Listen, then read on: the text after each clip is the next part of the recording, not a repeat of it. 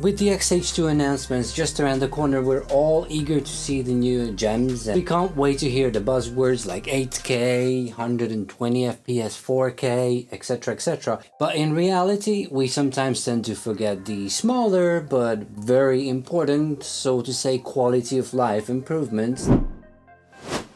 Quality of life improvements are sometimes even more important than just raw specs, yet companies tend to forget about them. With the dedicated photo and video menus, I think there is so much potential that Fuji could tap into. So Fuji, if you're listening, here are my top 5 essential firmware features that we'd like to see in our new cameras. At number 5, enhanced focus peaking.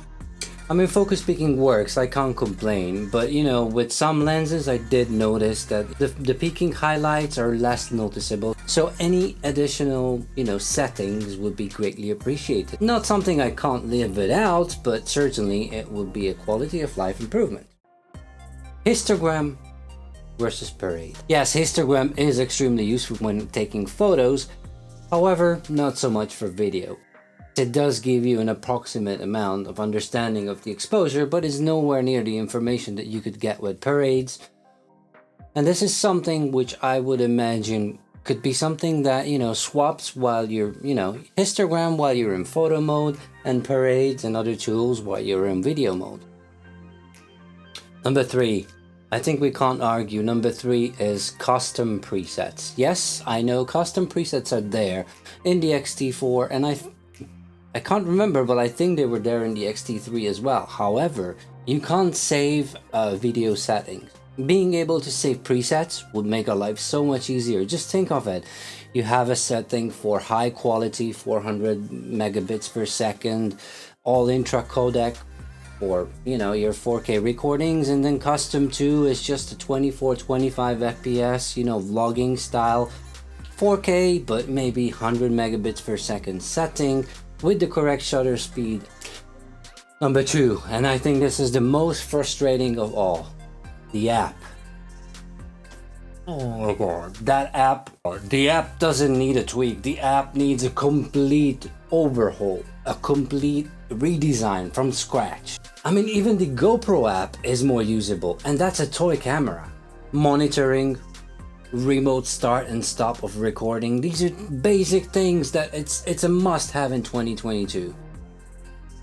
And finally, number 1, the biggest and the most important, I think, for everyone is shutter angle. I mean, I can't imagine why on earth camera manufacturers that create separate movie and photo menus don't use shutter angle. I'm not a programmer, but I don't think it's that difficult to implement, especially now that we have separate menus for photo and video. This is something that, in photo mode, you have shutter speed, the same dial and the same control and the same setting. Once you switch to movie mode, should switch to shutter angle. Or even better, just allow us in the movie options in the menu to set up for ourselves 180 shutter angle, save, done, and anytime we switch to video, it automatically moves to shutter angle. Fuji is amongst the few camera manufacturers that give us precise control over shutter speed. You can have 1/148, or you can have 1/120, or you can have 1/50. Alright, so these were the 5 tips that I think are important quality of life improvements that would make the Fuji system even better than it is today. Yes, we all want the great specs like 8K, 4K 120, 422 10-bit internal, but in the end, these quality of life improvements are the things that, frustrate us in the daily use of the camera. So let me know your top 5 quality of life features that you're missing out from your Fuji camera today. If you agree, or if you have other points that I may have missed, please let me know in the comments. I'd love to hear what are your top picks.